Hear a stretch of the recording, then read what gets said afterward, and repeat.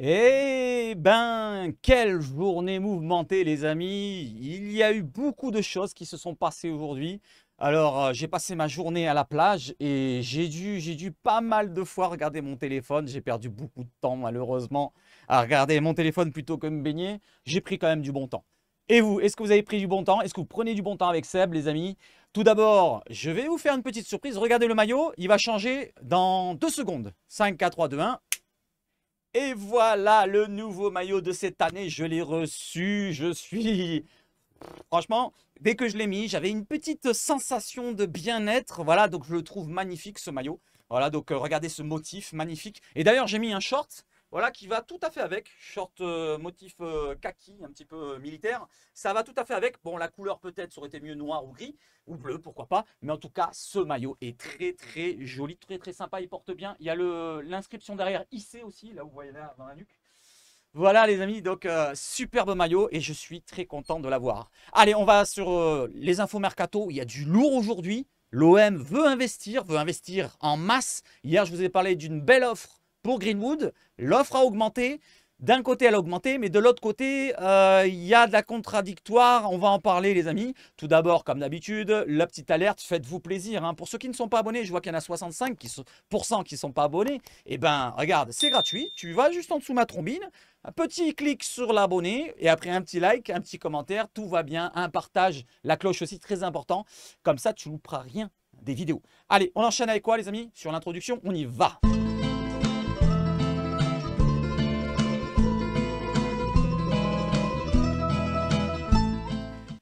Allez, on y est avec un départ. Bon, on s'en fout un petit peu, il appartient plus à l'Olympique de Marseille. Mais je vous tiens au courant quand même. Selon RMC, Pape Gay va s'engager dans les prochaines heures à Villarreal. C'est tombé dans la journée, courtisé par Lyon, Monaco et Rennes. Il ne voulait pas jouer ailleurs qu'en Ligue 1, qu'à l'OM en Ligue 1. Voilà.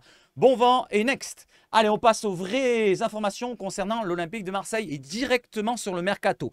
Là, il n'y a que du mercato et il y a beaucoup à dire. Alors, sur Paul Lopez, un petit point sur Paul Lopez, selon la Minute OM, qui nous dit que l'OM est sur le point de trouver un accord avec Comé. Donc, on en a déjà parlé, un prêt avec option d'achat, et c'était 5 ou 6 millions d'euros. On regarde ce qu'il dit. Avec Comé pour le transfert de Paul Lopez, il reste seulement que quelques détails, ou quelques détails plutôt, à régler avant de finaliser le deal. Ça, c'était à 17 h. Donc, à l'heure où je vous fais la vidéo, il n'est pas 4 h du matin. Il est environ, je vais vous mettre l'heure, comme ça vous êtes au courant. Et on enchaîne derrière pour Paul Lopez pour terminer.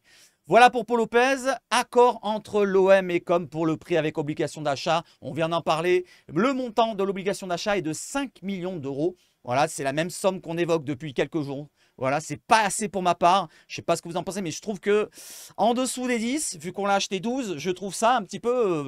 c'est un mauvais deal. C'est un mauvais deal. Cette dernière s'activera à partir du maintien de Com en Serie A selon Gazzetta dello Sport. Voilà, il est 1h17 du matin. Et dans 1h30, pour ceux qui regardent la vidéo juste après quand je l'envoie tout à l'heure vers les 1h30, 2h, et ben vous aurez le match de l'Argentine contre l'Équateur dans les quarts de finale de la Copa. Il y aura peut-être Valentin Carboni qui jouera. Il est rentré dernièrement 25 minutes sur le dernier match face au Pérou.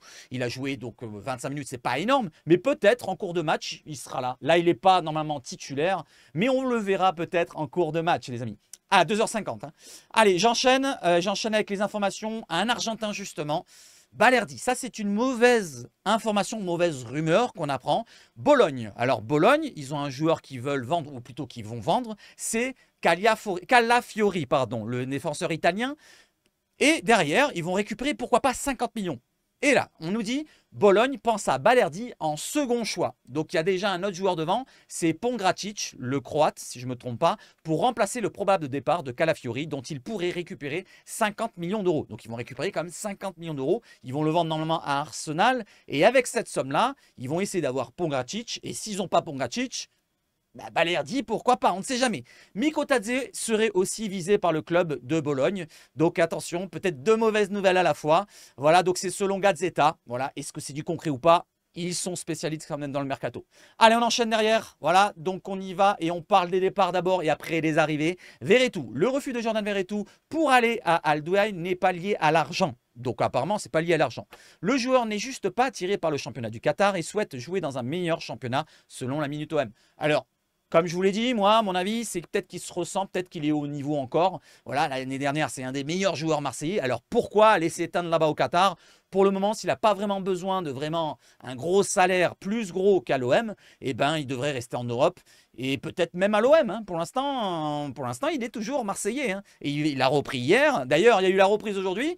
J'ai oublié de regarder les photos. On va les regarder ensemble en fin de la vidéo pour voir s'il y a des photos du côté du site. À mon avis, il doit en avoir. Allez, on enchaîne avec quoi, les amis? Toujours avec le mercato, avec l'information sur le départ peut-être probable d'un Aubameyang. Discussion prévue dès le début de la semaine prochaine entre De Zerbi, les dirigeants olympiens et Aubameyang pour clarifier les intentions de Pierre-Emerick. Et oui, parce que pour l'instant, on ne sait pas s'il veut partir dans le pays du Golfe, en Arabie Saoudite. Il aurait des propositions peut-être avec des plus gros salaires. C'est normal qu'il réfléchisse. Moi, je vous l'ai dit, je ne lui en voudrais pas s'il part. Ça me ferait chier personnellement, sportivement. Il avait fait ce qu'il fallait sur le terrain. Mais derrière, pour lui, c'est un dernier peut-être gros contrat lucratif. Il faut penser aussi à lui. Enfin, nous, on s'en fout, on n'a pas à penser à lui. Mais il faut penser aussi que lui pense à lui, plutôt. Voilà, donc il pense peut-être avoir un plus gros salaire pour pourquoi pas s'acheter d'autres Ferrari. L'OM ne veut pas confirmer qu'il travaille sur un remplaçant et continue d'affirmer qu'Auba restera. On va parler du remplaçant parce qu'il y a du lourd. Hein. Il y a du lourd, il y a des noms qui tombent. Et justement, des noms qui tombent, on parle de Mikotadze. L'OM a mis Georges Mikotadze sur sa shortlist. Mais pour le moment, l'OM travaille sur un autre attaquant d'envergure. Qui cela peut être selon vous? Qui cela peut être selon vous? Ça, c'était Foot Mercato qui nous informe. Derrière une petite précision, on va regarder la suite. Tchac! C'est la même information. Et on va sur le derrière. Tchac! Voilà, c'est Vache Foot qui vous relaie la Minute OM. L'OM travaille sur un attaquant qui est actuellement à l'Euro. Les discussions seraient à un stade avancé selon la Minute OM. Et derrière, on sait qui c'est puisque c'est Memphis Depay. Apparemment, selon Odemem by 13, Memphis Depay serait en discussion avancée avec l'OM. L'attaquant néerlandais de 30 ans est libre de tout contrat. Il était sur l'Atlético Madrid, mais il n'a plus de contrat depuis juin 2024. L'OM espère attirer le fameux attaquant d'envergure. Derrière, on a été refroidi quand même parce que finalement, Memphis Depay a refusé l'OM très rapidement selon la Minute OM. Mais ce n'est pas terminé. Peut-être que la Minute OM n'a pas la bonne information. Peut-être que Memphis Depay tergiverse, peut-être qu'il met un petit tempo, il leur dit attendez que je finisse l'Euro. Bon, il a fini l'Euro. Attendez, non, il n'a pas fini l'Euro. Il est encore en l'Euro, je suis bête. Ils sont qualifiés. Attendez que je finisse l'Euro et peut-être on discutera à ce moment-là. On ne sait pas ce qui peut se passer. Le mercato peut-être aller dans un sens un jour et dans un autre jour. Vous savez comment ça fonctionne. Hein. Moi, je vous relais les rumeurs, les infos. Mais toutes ces infos-là, peut-être que les sources qu'ils ont, la Minute OM et les autres, peut-être ne sont pas concrètes. Hein. Peut-être qu'on leur ment et tout ici et là. Moi, je dis mais beaucoup de peut-être, beaucoup de conditionnels dans tout ce que je vous relais. Ne prenez pas tout au sérieux quand je vous relais les informations. C'est juste des relais d'informations sur des relais d'informations, des relais d'informations. Et parfois, comme vous faites le téléphone arabe, vous connaissez ça. Eh bien, il y en a un qui va dire jaune et à la fin, ça va être bleu. Voilà, donc c'est pour ça que je dis attention. Peut-être que Memphis Depay, ce n'est pas totalement terminé. Je pense qu'il y a des difficultés sur Memphis Depay, sur un point de vue salaire, peut-être point de vue, peut-être lui-même égo personnel, peut-être qu'il s'estime peut-être au-delà de l'OM, parce qu'il a joué comme dans des gros clubs par le passé, Barcelone, Atlético, voilà, je ne parle pas des Lyonnaises, mais vous voyez ce que je veux dire. Peut-être qu'il estime avoir peut-être un autre club, d'un autre standing. Peut-être, c'est pas sûr. Beaucoup de peut-être. Allez, j'enchaîne avec Memphis Depay. Memphis Depay était bien visé comme l'un des attaquants d'envergure, nous dit la Minute OM. L'OM suit toujours un autre joueur, mais qui? Un autre joueur d'envergure, un attaquant pour le remplacement d'Aubameyang, parce que c'est en lien avec Aubameyang tout ça. Hein. Mikotadze, Depay, un autre attaquant. Donnez-moi des noms dans les commentaires, les amis, de quel attaquant vous pensez que ça puisse être? Alors, c'est peut-être pas un Européen, hein, parce que l'Européen, apparemment, c'était Memphis Depay. Ça peut être un Américain du Sud, ce que vous voulez comme pays, on s'en fout. Mais donnez-moi vos noms que vous pensez un petit peu probables. Hein. Bon, vous n'allez pas me parler, je ne sais pas, de Haaland. Ne me parlez pas de Haaland, pas de tête de noisette, pas d'attaquant qui coûte plus de 50 millions. Je ne pense pas. Voilà, donnez-moi un petit peu des idées probable pour l'attaquant d'envergure. Un attaquant d'envergure, il faut réfléchir. Il y avait Morata, mais Morata, apparemment, il me semble qu'il va rester du côté...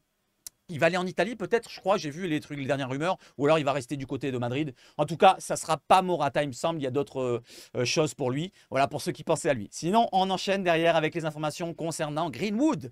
Alors, l'OM a fait une offre, on parlait de 20 millions, une vingtaine de millions, un peu plus, hier. Et bien là, c'est tombé. Selon United Forever 7, c'est un média anglais, Il nous parle d'une offre de 25 millions d'euros plus 5 millions de bonus pour Mason Greenwood. C'est énorme, ça fait 30 millions. C'est un des plus gros transferts de l'histoire de l'OM, après celui de Vitinha, ou pratiquement pareil que celui de Vitinha. Voilà, il fait partie dans le top 2, top 3, parce qu'il y a, n'oublions pas, Payet. Un pourcentage de 50% à la revente pour Manchester United serait également inclus dans le deal. Donc au cas où qu'on le revende plus tard, imaginons dans 2 ans 50 millions, eh ben United récupérerait 25 millions sur la somme. On récupérerait même pas ce qu'on a investi maintenant. Après, excellent joueur, mais c'est un cas difficile, je le sais. Je vois qu'il y en a beaucoup. Me critiquez pas, moi je vous donne mon avis là-dessus. Je vous ai dit ce que je pensais de lui. Si vous avez envie d'avoir mon avis, je ne vais pas le dire maintenant parce que c'est trop long à détailler mon avis sur Mason Greenwood et le cas Greenwood. C'est compliqué, ça va diviser. Moi, je vous ai dit que j'estimais que si on avait un joueur de cette qualité-là qui n'avait pas ces problèmes extrasportifs, je prendrais l'autre, il n'y a pas de souci. Maintenant, est-ce qu'on a le choix vraiment? Je ne sais pas. Dites-moi, est-ce que vous voulez des futurs grands parce qu'il est encore jeune, ou alors d'autres joueurs? Il n'y a pas de souci. Allez, on enchaîne derrière avec l'information sur Greenwood qui continue. Mason Greenwood reste la priorité sur le front de l'attaque. L'OM compte passer à la vitesse supérieure,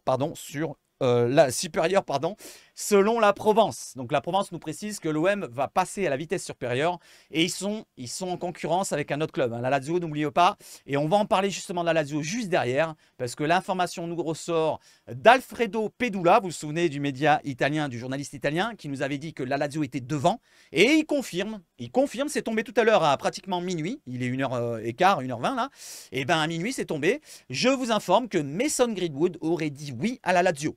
Il préférait le club romain, club italien, à l'OM. Manchester United demande 28 à 30 millions de livres, voilà, des livres, pas à lire, n'est-ce pas? 33 à 35 millions d'euros, ça correspond à 33 à 35 millions d'euros. Aucun des deux clubs n'a pour le moment proposé autant. Voilà, ça tourne autour des 20 millions. Les offres évoquées tournent autour des 20 millions d'euros, plus pourcentage à la revente. C'est ce qu'on a entendu dans l'offre de l'OM juste avant. 25 plus 5 de bonus, avec un gros pourcentage à la revente. C'est peut-être ça, hein, parce que là, ça tourne autour des 20. Vous voyez, marqué autour des 20. 20, autour des 20, ça peut être 25. Hein. Ça peut être 23, ça peut être 22. Ça peut être, je ne vais pas dire 27, parce que c'est autour des 30 pratiquement. Autour des 20. Allez, plus des pourcentages à la revente, on est peut-être dans les 25, plus des pourcentages du côté de l'OM et peut-être du pareil pour la Lazio. Mais pour le moment, selon lui, Alfredo Pedula, alors je ne sais pas s'il aime la Lazio pour dire cela, mais en tout cas, lui, il voit bien Greenwood dire oui du côté de la Lazio, il préférait la Lazio. Je sais pas, j'ai un doute. Voilà, bon, on verra bien. On verra bien parce que tout le monde veut De Zerbi. Depuis qu'on a le mercato, il commence, tout le monde veut De Zerbi. Allez, on enchaîne derrière avec une autre information qui est tombée dans la journée aussi. Ça, c'est un joueur qu'on avait parlé pendant le live, l'avant-dernier ou le dernier, je ne sais plus. Le dernier, je n'arrivais pas à trouver sa fiche sur FBref Chart, sur les statistiques. Et on l'a trouvé, c'était Ignacio, parce qu'il a un prénom composé, Ignacio, Ezequiel, machin, Gavario, je crois, un truc comme ça, Fernandez. C'est très très long, hein, c'est carrément une page entière. Donc, offre de l'OM, pardon, pour le milieu de Boca, Ezequiel Fernandez, dit Eki Fernandez, 21 ans. Pas de réponse de Boca qui avait déjà refusé les approches de Porto, il n'y a pas si longtemps. Porto est toujours intéressé. Le joueur désire changer de club cet été, selon Fabrizio Romano. Donc ce jeune joueur que tout le monde m'avait demandé de regarder les fiches, apparemment c'est une pépite en devenir. J'ai regardé plusieurs avis de personnages différents, de personnes différentes qui connaissent le football sud-américain. Ils ont dit du plus grand bien. C'est un joueur, un meneur reculé si vous voulez, qui jouera devant la défense. C'est pas un joueur très très rapide, mais très très technique, avec un jeu court et jeu long de passe excellent. Voilà, donc il est capable avec la pression de résister à la pression sans stresser. C'est un joueur qu'on n'a pas dans l'effectif. Voilà, un joueur qui peut mener de l'arrière concernant donc le jeune Ezequiel. Je continue avec les informations sur Ezequiel. Boca a rejeté l'offre de l'OM pour le milieu de Boca, Eki Fernandez. Marseille a envoyé une proposition d'achat pour pourcentage à la revente dont le montant n'a pas filtré pour le moment. Boca attend une offre plus haute pour poursuivre les négociations selon TIC-Sport, le média argentin. On continue, c'est pas fini les amis. C'est pas fini. Je fais comme le scénario, je vous ai dit. Derrière, Boca ne veut en aucun cas se débarrasser d'Eki Fernandez. L'OM devra sûrement s'acquitter de la clause libératoire. J'ai regardé sur le site Sportune, qui est plutôt une référence dans ces données-là financières. 18,5 millions d'euros, c'est la clause libératoire d'Eki Fernandez. Elle n'est pas rédhibitoire hein, pour l'OM. Elle n'est pas rédhibitoire, les amis. Avec la permission du joueur, bien sûr, s'il veut venir à l'OM.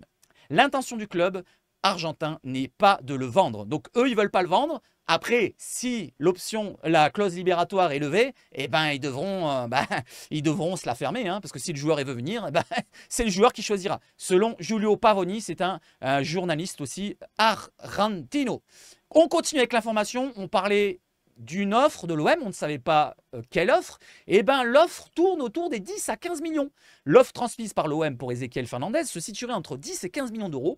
Un petit effort, je demande moi-même, un petit effort, l'OM, s'il vous plaît, si vous m'écoutez, OM, Benassia, Longoria, un petit effort, Macourte, on n'est pas si loin. Voilà, donc l'offre que je vous ai dit, 10-15 millions, on va dire, allez, entre les deux, 12,5, la clause libératoire, 18,5, est-ce que ça ne serait pas franchement, le top de rajouter 6 millions, voilà, je sais pas. Qu'est-ce que vous en pensez? Moi, en tout cas, de ce qu'on m'a dit, c'est un joueur en devenir, très jeune, donc on ne l'a pas dans l'effectif, et il serait complémentaire avec Koné.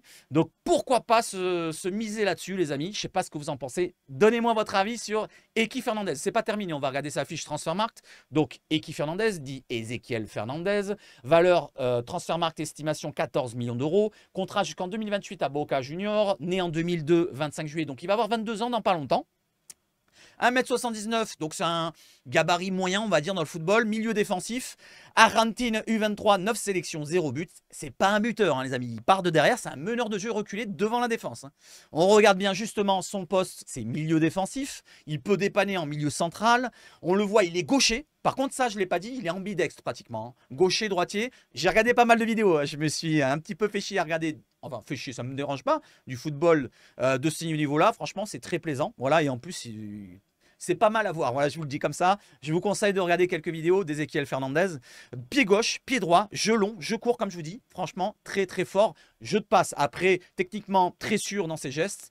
Peut-être dans le jeu aérien, peut-être qu'il aura une faiblesse, je pense, personnellement, par rapport à son physique. Je pense que peut-être dans l'impact physique dans la Ligue 1, ça dépend, ça pourrait dépasser aussi du côté de la Ligue 1. Vous savez comment c'est avec les gros Golgoth qu'on a du côté de la Ligue 1.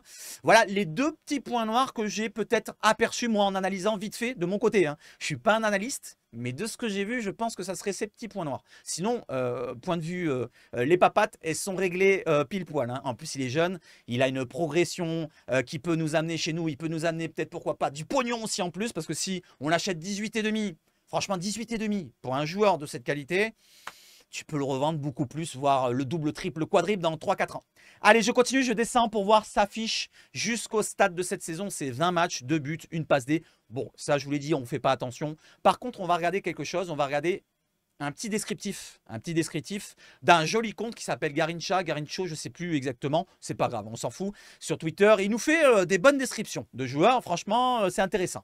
Donc, vous avez sa fiche en haut, bon, personnalité et tout bordel, je ne vais pas vous la citer, gaucher et tout bordel, on l'a déjà parlé. Sinon, on regarde, bon, sa valeur 7 millions d'euros, c'est pas la vraie valeur puisqu'il est estimé plus cher. On regarde le graphique, vous pouvez le regarder. Regardez le graphique, on voit qu'il est fort en contre, en interception, en tacle. On voit qu'il est fort en tentative de passe, en pourcentage de passes réussies, passe vers l'avant, course vers l'avant, dribble. Tout ce que je vous ai dit là, jeu de passe, dribble, techniquement, il est fort. Et tout ce qui est défensif, bah, vu qu'il joue devant la défense, il a de la qualité aussi. On regarde en dessous maintenant la présentation, tout ce qu'il y a écrit. Il a été prêté l'an passé à Tigre pour bénéficier de plus de temps de jeu et enfin lancer sa carrière professionnelle. Il a été très performant et est revenu à Boca Junior, son club formateur. Cette saison, pour prendre la relève d'Alan Varela, parti pour le FC Porto, gaucher. Techniquement très adroit dans la conservation du ballon, c'est un métronome qui aime évoluer devant la défense pour dicter le rythme du match. Sa vision du jeu et sa maîtrise de la balle lui permettent d'organiser le jeu depuis une position basse. C'est un joueur qui se projette peu et préfère rester en couverture de ses coéquipiers pour se focaliser sur les tâches défensives à la perte du ballon. Comme il ne se projette pas énormément, qu'il reste souvent dans la défense, on a un Koné à côté, c'est tout le contraire. Lui, c'est pratiquement un box-to-box. Il fera les montées voilà, ravageuses avec ses longues jambes, alors que lui sera derrière à rassurer un petit peu ce milieu pour compenser la montée de Koné. Vous comprenez? Donc c'est complémentaire quand même. Je lis la suite.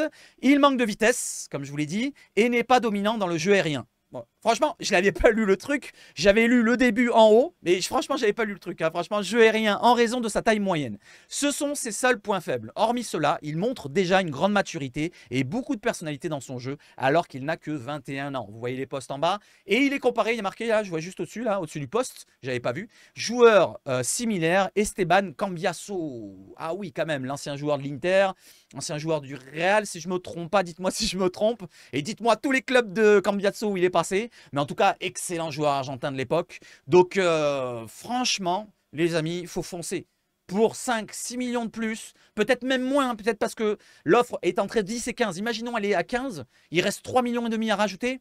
Ça serait bête de louper un joueur de ce standing, surtout qu'il y a beaucoup de clubs qui sont intéressés. Donc, il faut y aller directement. Là, si on est intéressé depuis un moment, s'il y a Porto qui est intéressé aussi, il faut devancer Porto. Voilà, bonne fois pour toutes. Allez, on y va. Allez, j'enchaîne les amis. Et j'enchaîne avec un autre poste, avec une rumeur aussi qui est tombée de l'équipe. C'est l'équipe qui nous relaie ça. L'OM vise aussi Wang, ou Wang, je ne sais pas comment on dit, Wang, H-W. Yi-Chan, 28 ans, attaquant de Wolverhampton. Vous le voyez là, il est musclé. Joueur connu et validé par RDZ, Roberto De Zerbi, lui-même qui l'a croisé en PL. Il aime bien son côté à faire des efforts, son côté, alors je cherche le mot exact, je ne me rappelle plus ce qu'il a sorti comme mot. En tout cas, il aime le profil, Roberto De Zerbi, il a validé le profil de l'attaquant de Wolverhampton. Il est polyvalent, tout le front de l'attaque, il peut jouer dans l'axe à gauche, un petit peu moins à droite, mais il peut jouer tous les postes de devant. C'est un joueur qui donne le don de soi. Souvent, les Asiatiques, c'est souvent ça. Souvent, les Asiatiques, ils font beaucoup d'efforts. On s'en souvient de Sakai, on s'en souvient de Grémoine, de Nakatomo, de Nakata aussi à l'OM. Mais tous ces joueurs-là, asiatiques, je ne sais pas si vous regardez, si vous remarquez cette chose-là, ils donnent de soi-même. C'est vraiment, ils ont le respect pour le métier qu'ils font. Voilà, que ce soit dans le football ou dans d'autres métiers, c'est toujours le respect qui compte avant tout. Contrat jusqu'en 2028, estimation Transfermarkt 25 millions d'euros, c'est quand même un tarif assez élevé. On va voir un petit peu sa fiche Transfermarkt les amis. Et vous voyez en bas, il me dit, Seb, il y a trop de rumeurs, on ne sait plus qui est quoi. Et je lui dis, je ne sais même plus qui je suis. À ce moment-là, j'étais à la place, je vous ai dit, j'arrivais pas à tweeter en même temps que machin et tout, parce que tout ce que je tweete, là, que je vous montre sur ma page, mon Twitter, c'est pour me faire mon scénario à moi. C'est pas vraiment pour faire du bling-bling sur Twitter. Je m'en fous complètement d'avoir des abonnés. Si vous voulez vous abonner, n'hésitez pas. Allez, on y va et on continue avec la fiche Transfermarkt. Donc, vous voyez, contrat jusqu'en 2028 à Wolverhampton, donc en première ligue. 28 ans, qu'il a eu le 26 janvier, coréen du Sud, avant-centre, 1m77, gabarit très moyen, voire presque petit pour un attaquant s'il joue en pointe, bien sûr. Même si, bon, avec De Zerbi, ça va être complètement différent.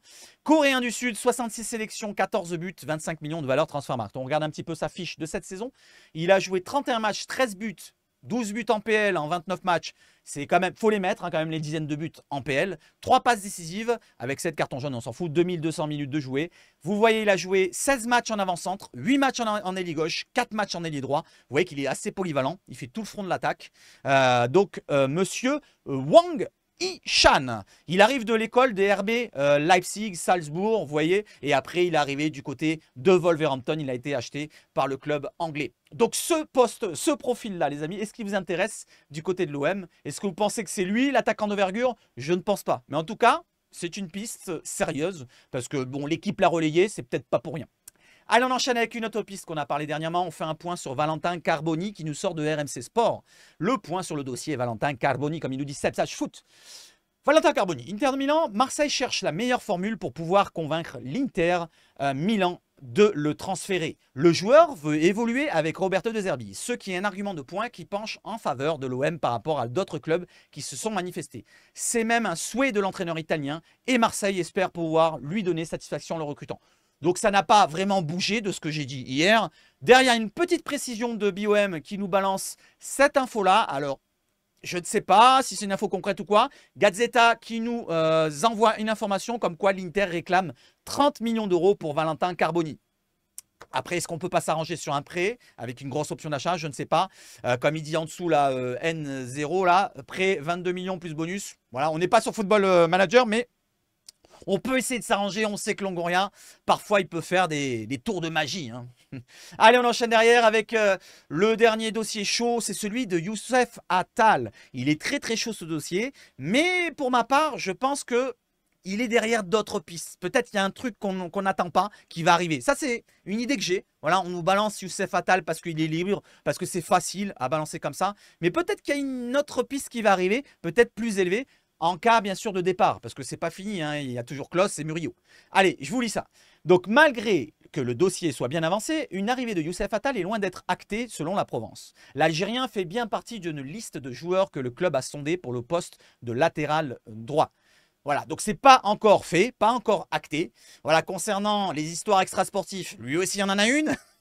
Voilà, ça nous ferait plein de joueurs à histoire extrasportive, que ce soit les Harit, les Verts et tout. Si Greenwood arrive, si Attal vient, si De Zerbi part dans 3 mois et que Galtier arrive, ça nous ferait combien de personnes? Si certains veulent Benjamin Mendy, il n'a pas été condamné, mais c'est pareil. Vous voyez ce que je veux dire? Ou alors pourquoi pas Kurt Zouma, voilà, le boxeur de chat. Allez, on enchaîne avec Attal. Et on termine pour Attal. Non, il y a encore une autre information derrière. Youssef Attal se rapproche de l'OM. L'OM prend le temps d'étudier le dossier afin d'avoir tous les éléments nécessaires pour faire signer le joueur. Le joueur est actuellement libre de tout contrat, comme je vous l'ai dit, selon Fabrice Hawkins de RMC Sport. Et derrière la dernière information qui nous sort de l'équipe, qui est tombée tout à l'heure à 22h30 ou 50 à peu près, l'intérêt est réciproque entre Youssef Attal et l'OM. Donc, il y a un intérêt de l'OM, bien sûr, on le sait, mais Attal aussi est intéressé de venir pour un projet à Marseille. Le profil du latéral algérien plaît à Longoria et Benassia. Cependant, l'OM a d'abord la volonté de dégraisser. Voilà, ils veulent faire partir tous les cas épineux, les gros salaires, les joueurs qu'on ne veut plus. Voilà, vous voyez ce que je veux dire? On a déjà fait la liste hier des gros salaires et des autres joueurs qu'on pourrait rajouter, les Lirola ici et là. Donc, l'OM veut dégraisser d'abord et se renforcer à d'autres postes avant de recruter un 3e arrière droit. Comme je vous l'ai dit, hein, en début de sujet pour Attal, ça va être compliqué d'avoir 3 latéraux droits et encore plus 4 latéraux droits. Parce que pour l'instant, on a Klose, Murillo, Lirola en contrat. Voilà, et Attal en plus, si on le prend, ça fait 4 latéraux droits. Voilà, et du côté gauche, on en a 2. Voilà, on en a 2, 3, non, on en a 3. Oui, Amavi, il est toujours chez nous, je crois. Amavi, Garcia et Merlin. Donc, il faudrait un petit peu alléger ces postes-là, avoir une meilleure qualité. Tu fais partir un Klose, vu qu'il ne veut pas prolonger et qu'on ne veut plus le prolonger et qu'on ne le veut plus à l'OM. Tu fais partir un Lirola, parce que je pense, bon, il a passé ses années avant et je pense pas qu'il passe le cap quand même chez nous. Donc, tu gardes un Murillo qui est très très bon, qui a fait de bons trucs du côté de l'OM, même si fin de saison il a été blessé, mais il a été franchement très bon pour un achat aussi peu onéreux. Et tu prends un autre joueur d'une qualité peut-être supérieure à Murillo ou alors équivalente pour faire une concurrence sérieuse. Voilà, donc Attal, malheureusement, il y a un souci, le bas qui blesse, c'est ses blessures. Conditions physiques, on en a déjà parlé. Voilà les amis pour tous les sujets du jour. Je pensais être plus long. Non, si quand même, une demi-heure. Et on va terminer sur le rafraîchissement des informations. Il y a un petit like peut-être. Non, ah, qu'est-ce que c'est? Une information peut-être de dernière minute?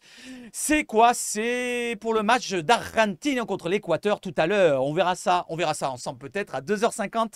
Je vous conseille de regarder le match. Je vais rester éveillé, je vais le regarder tranquillement, mais sûrement pour voir s'il y a Valentine Carboni. Les amis, allez, c'est bon. Let's go cacao, on revient ici. Voilà, j'espère que vous avez passé un bon moment avec moi. Le maillot est magnifique. Comment vous le trouvez? Donnez-moi une note du maillot. Voilà, donc... Bon, regardez pas mon gros bide, mais franchement, magnifique. Allez, je vais vous souhaiter de passer une excellente nuit pour ceux qui vont regarder la vidéo. Une excellente matinée pour ceux qui vont la regarder demain matin. Bon réveil à vous avec un petit café, un petit thé. Et bonne journée à tous. Voilà, et pour ceux qui regarderont dans la journée de demain, bonne fin de journée, bonne soirée. Et bonne nuit, et sinon on se retrouve ce soir, je ne vous mets pas l'affiche là, mais on se retrouve ce soir pour ceux qui veulent vivre le match France-Portugal, très gros match, CR7 contre l'équipe de France, Kanté, pourquoi pas, qui va l'éteindre. Voilà, ce soir à partir de 20h30 environ, pour passer un bon moment ensemble de détente. Sinon, on se fera peut-être un petit live dimanche, comme je l'ai dit, je n'ai pas regardé le sondage, mais on se fera peut-être dimanche un live, et peut-être une surprise avec une personne qui connaît le football sud-américain pour parler un petit peu de Carboni, pour parler pourquoi pas d'Ezequiel aussi, Fernandez. Donc pourquoi pas des joueurs sud-américains qu'on vise. Et voilà, comme ça on verra un petit peu son avis sur la complémentarité avec Ismaël Koné, sur pourquoi pas Carboni, est-ce qu'il conviendrait au système de Zerbi, à ce qu'il pense de Zerbi justement, parce que c'est un supporter de l'OM en même temps. J'espère qu'il va répondre favorablement. J'ai déjà fait un live avec lui. Et en tout cas, s'il veut, ça sera sympa de faire ce live-là ensemble pendant 1 heure ou 2, de parler de notre Olympique. Donc dimanche, peut-être un bon petit live ensemble avec une petite surprise. Allez, vive le foot chez Sabach Foot les amis. Et surtout, dites-moi si vous avez regardé jusqu'au bout. Voilà, dites-moi. Et surtout, allez l'OM!